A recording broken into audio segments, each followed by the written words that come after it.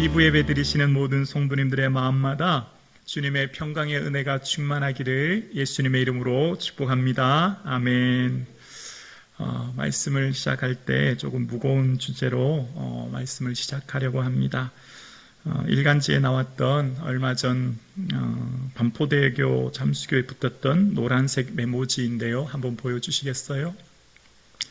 아들 김성훈, 내 아들 지금 어디에 있니? 엄마랑 집에 가자. 이런 메모지입니다. 한 100여 장 이상의 메모지가 4m, 5m 간격으로 붙어져 있었는데요.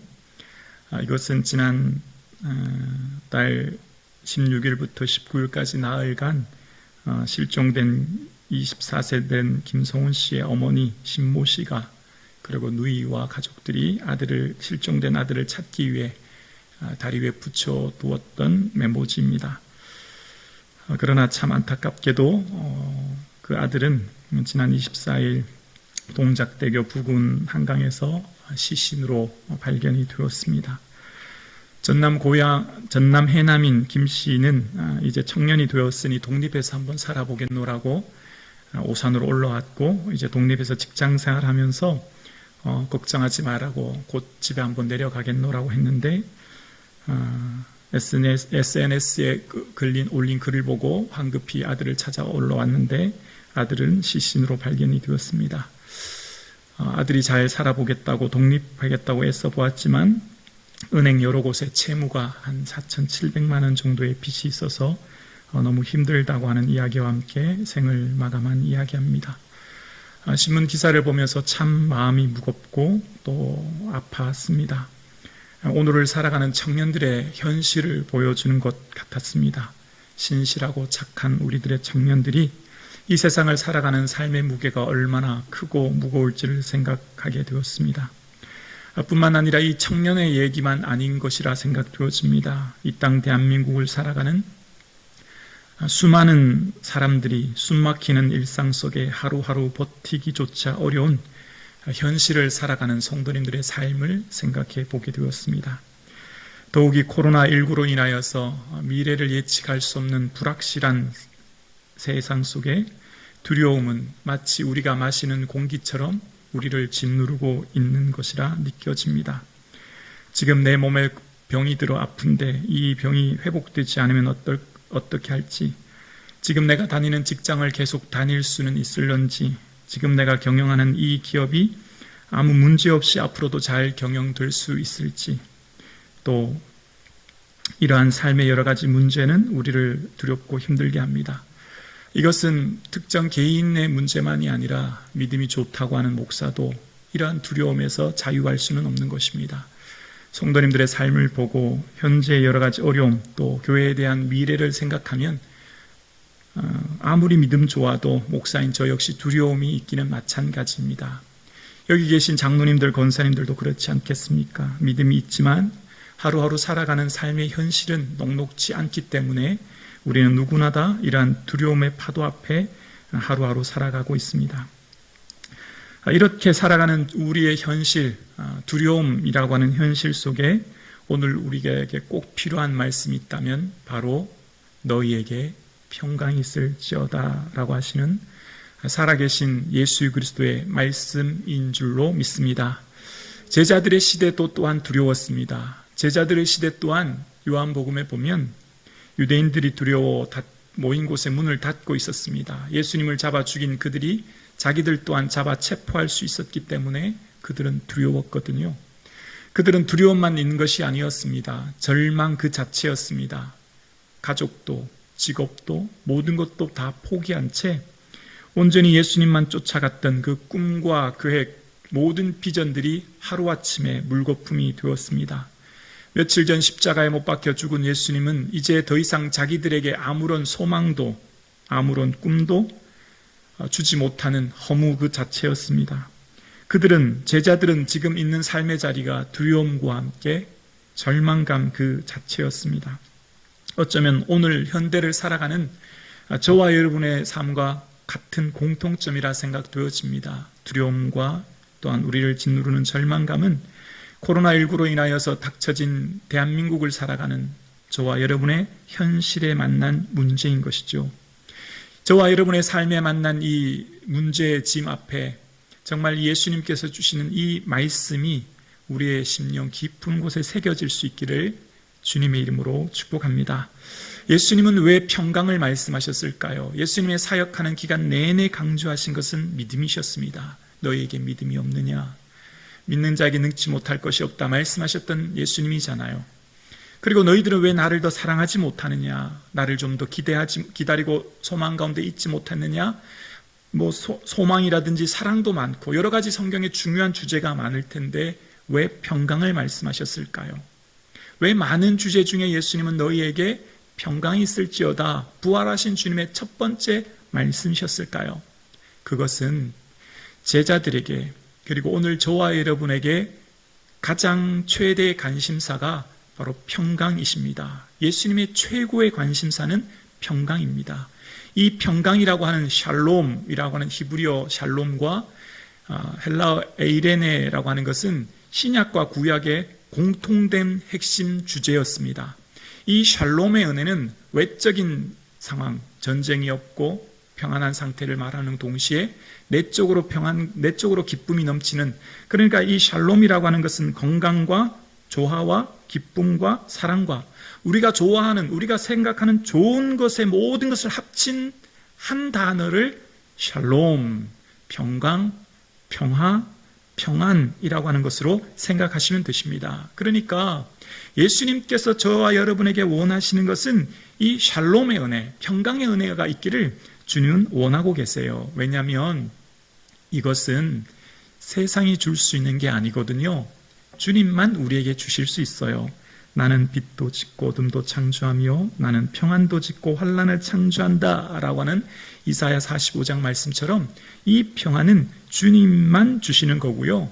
주님이 우리에게 주시는 복의 가장 최고의 결정체가 바로 평안이거든요. 그래서 주님은 아론을 통해서 이스라엘 백성들을 축복하라고 말씀하실 때도 여호와는 그 얼굴을 내게로 향하여 드사 평강 주시기를 원하노라 라고 축복합니다. 거기엔 모든 좋은 것이 다 담겨져 있기 때문이에요. 그리고 주님이 우리를 향해 기대하시는 게 있거든요. 우리를 향한 계획, 우리를 향한 소망이 있는데 그것이 또한 평강입니다. 시편 29편 11절에 보면 여호와께서 자기 백성에게 힘을 주심이며, 함께 읽어볼까요? 여호와께서 자기 백성에게 평강의 복을 주시리로다. 하나님이 우리에게 주시고자 하는 복이 평강의 복인 거예요. 너희를 향한 나의 생각을 내가 하나니 평안이요 재앙이 아니라. 하나님의 계획, 하나님의 소원과 하나님의 바람은 저와 여러분의 삶에 이 평강의 은혜를 주시기 원한다는 거예요. 그리고 우리가 어떨 때 주님 기뻐하는지 아세요? 우리가 어떨 때 주님 기뻐하실까요? 바로 평강할 때 기뻐하세요. 시편 35편 27편을 함께 읽어볼까요? 함께요. 나의 의를 즐거워하는 자들이 기꺼이 노래 부르고 즐거워하게 하며 그의 종의 평안함을 기뻐하시는 여호와는 위대하시다 하는 말을 그들이 항상 말하게 하소서. 나의 종의 평안함을 뭐 하신다고요? 기뻐하시는 여호와.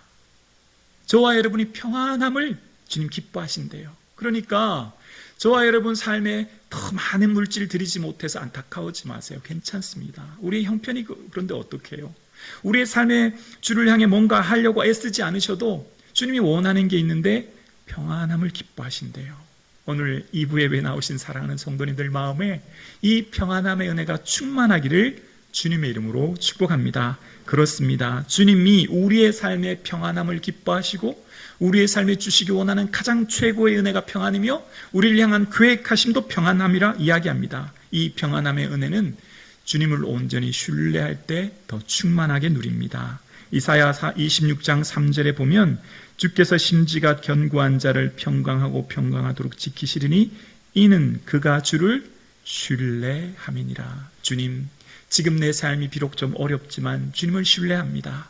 지금 내 앞이 캄캄하고 안개와 같은 어둠이 나의 삶을 짓누르고 있지만 주님 믿습니다. 주님 신뢰합니다. 주님 붙듭니다. 라고 하는 그 신뢰함이 우리의 마음의 평안을 충만하게 한다는 거예요. 오늘 2부 예배 드리시는 여러분 얼마나 삶이 참 어렵고 힘이 드십니까? 정말 오늘 하루를 살아가는 삶의 무게가 얼마나 무겁고 힘이 드십니까? 아무에게도 말하지 못하는 삶의 아픔이 얼마나 크십니까? 그럴 때 주님을 온전히 신뢰하시고 주님께 맡기심으로 이 평안의 은혜를 충만히 누릴 수 있기를 주님의 이름으로 축복합니다. 그렇습니다. 하나님께서 우리에게 원하시는 것이 이 평안인데요. 그러나 안타깝게도 구약의 많은 이스라엘 백성들이 이 평안의 은혜를 온전히 누리지 못하고 또 온전히 얻지 못했고 실패하였어요. 그래서 예수님이 이 땅에 오셨죠. 그리고 예수님이 오셨을 때 선사를 통해 하신 첫 번째 말씀이 하나님께는 영광이요 땅에서는 기뻐하는 사람들 중에 평화로다라고 말씀하십니다. 예수님 오신 이유가 저와 여러분에게 평화를 주시기 위해, 이 은혜를 주시기 위해 오셨다는 거예요. 주님과 우리 사이에 깨어진 막힌 담을 푸시고 그리스도로 말미암아 화평을 누리게 하시는 은혜를 우리에게 주신 것입니다. 그래서 여러분 복음서에 보면 예수님께서 병자를 고치실 때 내 믿음이 너를 구원하였으니 평안히 가라. 병은 왜 고쳐주셨죠? 평안을 주시기 위해. 우리에게 왜 그 어려운 문제 해결해 주시죠? 우리의 삶에 평안을 주시기 위한 거래요. 그러니까 예수님이 공생의 기간 하신 모든 사역은 우리를 평안을 허락해 주시기 위해 그 사역을 감당하셨다는 거예요. 그래서 이 평안의 은혜는요, 남들이 볼 땐 좀 이해하지 못해요. 저분은 교회 다닌다고 하는데 어떻게 저 어려운 환경 가운데 저렇게 기뻐할 수 있는가? 저분은 어떻게 신앙생활 한다고 하는데 저 어렵고 힘든 일 가운데 묵묵히 견뎌내지? 라고 세상 사람들이 이해하지 못하는 우리만의 누리는 평안의 기쁨이 있죠. 왜 그럴까요? 내가 나의 평안을 너희에게 주니 내가 너희에게 주는 것은 세상이 주는 것과 같지 아니하다 말씀하셨거든요. 이것은 세상이 줄 수 없을 뿐만 아니라 세상이 줄 수 있는 것과 차원이 다르다는 거예요. 세상은 편안함을 줄 수 있어요. 편안함. 여러분 저기 롯데타워 있잖아요. 123층 뭐 세계에서 6번째 높다고 하던가요? 거기 개장할 때 당시에 그 상층부에는 호텔이 있다고 하는데 호텔 가장 비싼 VIP룸 하룻밤 객실 요금이 얼마인지 아세요? 2천만 원이 좀 넘는데요. 별로 놀라지도 않습니다. 우리는 그 정도는 뭐 그냥 쉽게 그냥 하룻밤씩 잘 수 있어요. 세상은 많은 것 누려도 편안할 수는 있죠. 그런데 평안함은 얻을 수 없어요. 그건 주님만 주시는 거거든요. 그래서 이 지각에 뛰어난 평강은요, 세상이 이해할 수 없는 평안이라 환난과 역경 가운데서도 누리는 거예요. 삶이 어떠한 상황 가운데 있어질지라도 주님이 주시는 이 평안을 누리게 되는 은혜가 있다는 거예요. 세상은 그것을 이해할 수가 없죠. 저는 말씀을 준비하면서 마리안느와 마가렛 수녀분들을 한번 생각해 보게 되었는데요. 그분들의 책을 보게 되었습니다. 사진 한번 보여주시겠어요? 마리안느 수녀와 마가렛 수녀입니다. 이분들은 46년 전에 우리나라 1960년대 당시에 소록도, 그러니까 소록도는 한센시병 있는 분들이 다 소록도로 갔잖아요. 그때 당시 나병 있는 분들은 아니면 동네에서 발격되면 밤에 사람들이 그 집에 불을 지르기도 하고 돌을 던지기도 하고 멍석마리를 하기도 하고 아무튼 온갖 고생을 다 했다고 하잖아요. 그래서 다 팔도에 있는 사람들이 소록도로 몰려왔는데 그때 다시 한번 보여주시겠어요? 마리안느 수녀가 한센시병 환자에게 약을 발라주는 치료하는 모습, 그리고 그 당시 1960년대 당시에 한국은 저렇게 다 초가집이었습니다. 그러니까 오스트리아에서 그 선진국에서 대한민국 왔을 때 당시 한반도는 얼마나 열악한 환경이었겠습니까? 그런데 그들이 이제 나이가 많이 들어서 소록도에 있는 분들한테 부담과 폐를 끼칠까봐 이런 편지 한 통을 남겨요. 사랑하는 친구들, 은인들에게 이 편지를 쓰는 것은 저희에게 아주 어려운 일이었습니다. 한편으로 사랑의 편지이지만 한편으로는 헤어지는 섭섭함이 담겨져 있습니다. 우리가 떠나야 하는 이유에 대해 설명을 충분히 한다고 해도 헤어지는 아픔은 그대로 남아있을 것입니다. 한 사람씩 직접 만나 인사를 해야 하지만 이 편지로 대신합니다. 감사하는 마음으로 마리안느 마가렛 올림. 46년 전 20대 아름다운 젊은이로 소록도에 온 이들은 그들의 여생을 다 마치고 혹 그들의 삶이 나이가 들어 그 소록되어 있는 분들에게 부담을 끼칠까봐, 짐이 될까봐 그것도 몰래 한밤중에 편지 한 장 남겨놓고 46년 전 가졌던 가방 하나 들고 오늘도 역시 가방 하나 들고 조용히 섬을 떠나면서 남긴 편지입니다. 모두가 더 가지지 못해서 불행한 이 시대에 이분들의 생애를 바라보면서 이분들의 마음에야말로 참으로 샘솟듯한 평안이 있었구나라고 하는 것을 발견하게 되었습니다. 평안은 외부적으로 오는 조건으로 오는 게 아니라 내면에 흘러넘치는 기쁨을 깨닫게 되었습니다. 이제 이 말씀이 단순히 성경에만 기록된 제자들에게만 주시는 말씀이 아니라 오늘 저와 또 이 2부 예배 드리시는 여러분에게 이 평강의 은혜가 내 피부로 와닿고 내 삶 가운데 느껴지는 능력의 말씀이 되기를 주님의 이름으로 축복합니다. 여러분, 어떤 고추가 제일 매울까요? 청양고추가 매울까요? 태국고추가 매울까요? 무슨 빵 고추? 마른 고추? 눈에 들어간 고추가 제일 맵대요.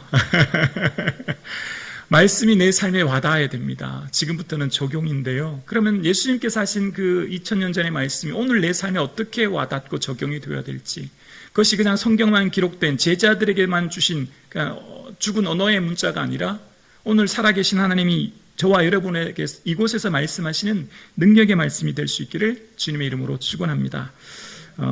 이런 글이 있더라고요. 음악은 3번 태어난대요. 베토벤이 작곡했을 때 한 번, 번스타인이 지휘에 있을 때 한 번, 그리고 음악을 듣는 내가 감동해서 들을 때 한 번, 이렇게 3번 음악은 다시 태어난대요.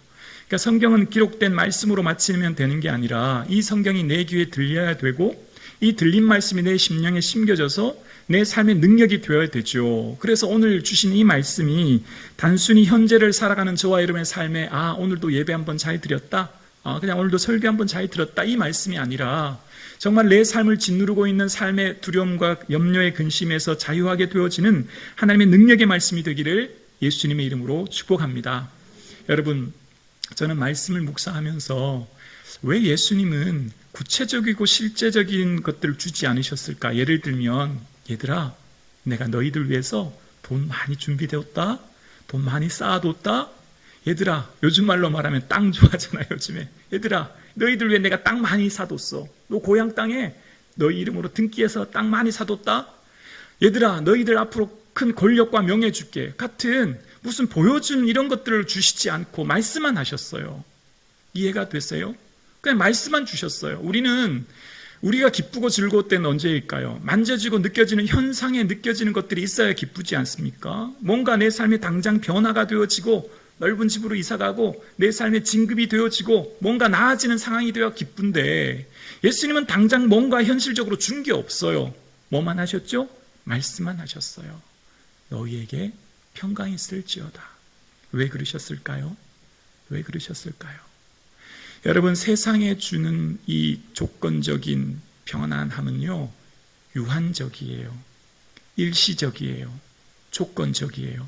그것을 잠깐 얻었을 때는 기쁘지만 우리의 욕심은 더 커지기 때문에 그 기쁨이 영원하지 않죠. 또 다른 기쁨을 추구하게 되죠. 그 기쁨은 잠깐이죠. 세상적인 조건으로 오는, 소유로 오는 것은요, 잠깐 유한적인 것으로만 누려요. 그러나 이 말씀으로 주시는 은혜는 무조건적이고요, 영원하고요, 변치 않아요. 이 말씀이 내 안에 심겨지면 우리는 영원한 기쁨을 누려요. 예수님이 이 땅에 왜 오셨죠? 우리에게 영생을 주시기 위해. 영생은 뭐죠? 영원히 사는 것. 누구와? 예수님과. 예수님과 오늘 이곳에서 사는 거예요. 예수님이 오늘 우리와 함께 하시는 거예요. 그러면서 예수님이 우리와 동행하시면서 말씀하시는 거예요. 평강이 있을지어다 말씀하시는 거예요. 그 예수님이 우리의 삶 가운데 말씀하시는 거거든요. 왜 그럴까요? 이때 당시는 팍스 로마나라고 해서 로마의 평화를 이야기합니다. 기원 후 29년부터 200년 동안 로마의 번성한 시기, 경제적인 부요함의 시기를 이야기하지만 예수님은 그것이 가짜다, 참된 평화가 아니다, 팍스 크리스티나, 그리스도에 의한 평화, 참된 평화는 나로부터 온다는 것을 말씀하시면서 주님께서 이 평안을 말씀하세요. 그래서 예레미야에 보면 6장에 보면 평강하다 하나 평강이 없도다라고 이야기합니다. 세상에서는 참된 평강을 얻을 수 없다는 것이죠. 그래서 제자들이 그 두려움, 그 절망감 속에 예수님의 그 말씀을 듣자 그들의 삶이 큰 기쁨으로 삶이 변화되어지는데요. 45절에 보면 이에 그들의 마음이 열어 성경을 깨닫게 하시고라고 하는 말씀이 나와요. 여기 열어라고 하는 단어가 디아노이고라고 하는 단어인데요. 이 단어는 31절 지난 시간 우리 엠마오의 제자 기억나시죠? 그때 엠마오의 제자들에게 그들의 눈이 밝아져라고 할 때 그 밝아져 단어가 디아노이고이고요. 또한 그 엠마오의 제자들에게 성경을 풀어주실 때 그 말씀이 속에서 뜨겁게 되었죠. 성경을 풀어라고 하는 단어도 디아노이고이고요. 오늘 등장하는 그들의 마음을 열어라고 할 때도 이 디아노이고예요. 그러니까 이 단어는 귀를 열다, 눈을 뜨다, 마음을 열다 이런 단어가 이 단어 속에 숨겨져 있는 거예요. 그러니까 제자들의 삶이 새로운 눈이 뜨여진 거죠. 깨닫게 된 거죠. 예수님께서 이 땅에 오신 이유를 드디어 알게 되었고 주님이 주신 그 말씀의 은혜를 깨닫게 된 거예요. 여러분, 우리가 어떨 때 참된 평안과 은혜를 누릴까요? 말씀 붙들어야 됩니다.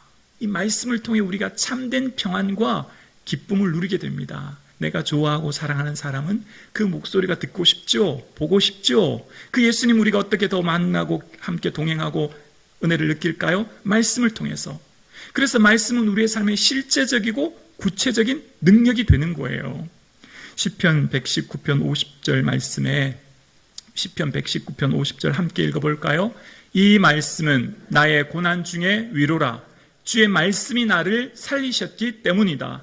말씀은 우리의 삶의 고난 중에 위로가 됩니다. 소망이 됩니다. 평안함의 은혜를 주십니다. 말씀은 어떠한 고난과 위기와 역경 가운데 나를 살리십니다. 이끄십니다. 붙들어 주십니다. 오늘 예배 드리시는 저와 여러분의 삶에 두려움, 근심, 걱정의 짐에 짓눌리신 여러분의 삶에 말씀을 통해 살아나며 위로를 얻는 역사가 있기를 예수 그리스도의 이름으로 간절히 축복합니다. 서두에 말씀드렸던 24살의 그 청년이 만약 이 말씀을 알았더라면, 세상에 많은 사람들이 절망하고 있는 이 시대에 이 말씀을 붙든다면, 오늘 2부 예배 드리시는 여러분의 삶에 어떤 근심과 염려가 있든지 이 말씀 붙들어 주의 능력을 경험할 수 있기를 주님의 이름으로 축복합니다. 그렇습니다. 말씀이 우리를 살립니다. 여러분, 운동선수의 가장 중요한 게 뭐죠? 테크닉, 실력도 기술도 중요하지만 기초 체력이 되어야 되잖아요. 구보하고 윗몸 일으키기 하고 역기 들고 이런 기초 체력이요. 신앙의 기초 체력이 뭘까요? 바로 말씀이에요. 말씀을 붙드는 거예요. 여러분, 코로나 때문에 방역한다고 우리 손 자주 씻고 마스크 쓰고 이렇게 하잖아요. 우리 마음의 방역은 어떻게 하세요? 우리 마음은 어떻게 지키세요? 마음이 말씀으로만 지킬 수 있어요. 힘들고 어려울 때 주님이라고 부르기만 하면 돼요. 주님 도와주세요. 한마디 하시면 돼요. 얼마나 삶이 어렵고 힘드십니까? 정말 누구에게도 말하지 못하는 나만의 일로 눈물이 나고 힘들 때가 얼마나 많으십니까? 그때 주님 도와주세요. 외치시면 됩니다. 너희는 마음에 근심하지 말라. 하나님을 믿으니 또 나를 믿으라 말씀하셨으니 그 말씀 붙드는 거예요. 말씀 암송하는 거예요. 외우는 거예요. 그리고 끊임없이 되뇌이는 거예요. 주님은 나의 목자이십니다. 주님 나를 선한 길로 인도해 주실 줄 믿습니다. 끊임없이 말씀을 되뇌이고 묵상하는 겁니다.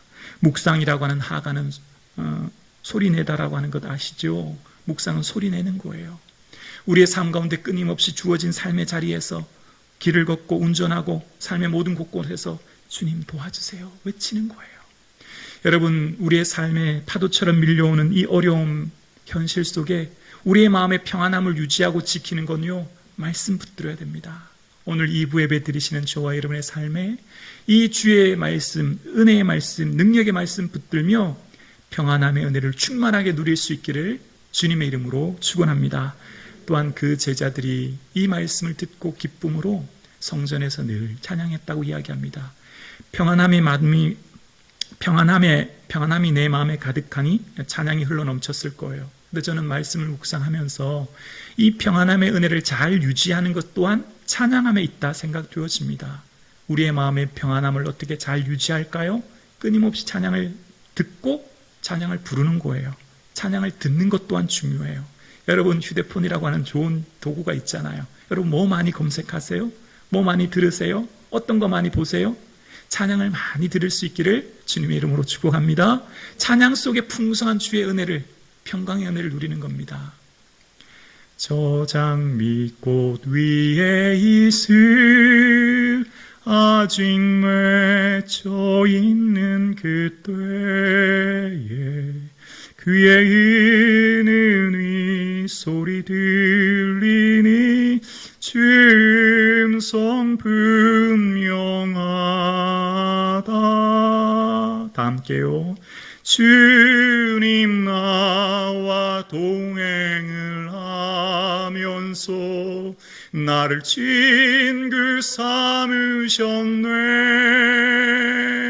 우리 서로 받은 그 기쁨은 알 사람이 없도다.